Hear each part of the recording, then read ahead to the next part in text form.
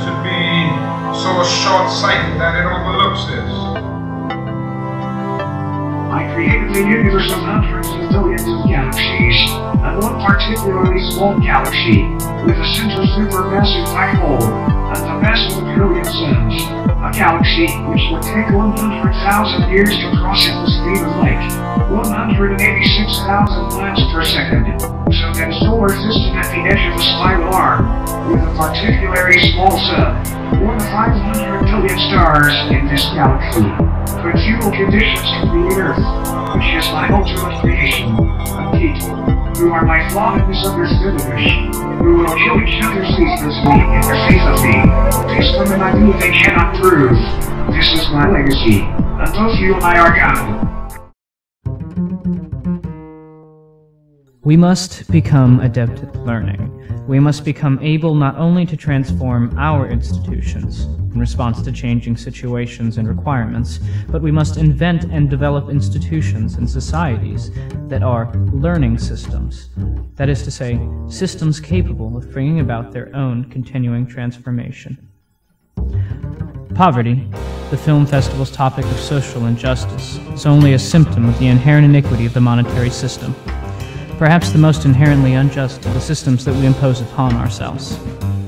So long as there is money, there will be the poor.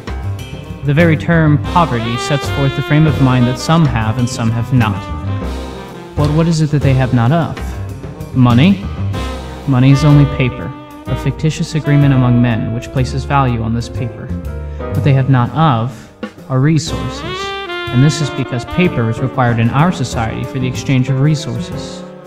Can you imagine a society without money that does not use the barter system? Somebody has. The Venus Project. We operate under the assumption that all politics is obsolete. It was great 100 years ago, but we don't think it is capable of resolving any problem because politicians are not technical, and the problems are technical, not political. You understand? So you live in a world that's established. That's called an established society. So people are elected to positions not to change the world, but to keep things as they are. I moved to a resource-based economy, meaning do we have the resources? Instead of how much will it cost to build a new city, the question is do we have the resources, not how much will it cost. Like the Federal Reserve System is not a federal project, although a lot of people think it is. It's a private institution. If you understand what I'm saying, that money is an agreement amongst men, that it represents goods and services, but it doesn't.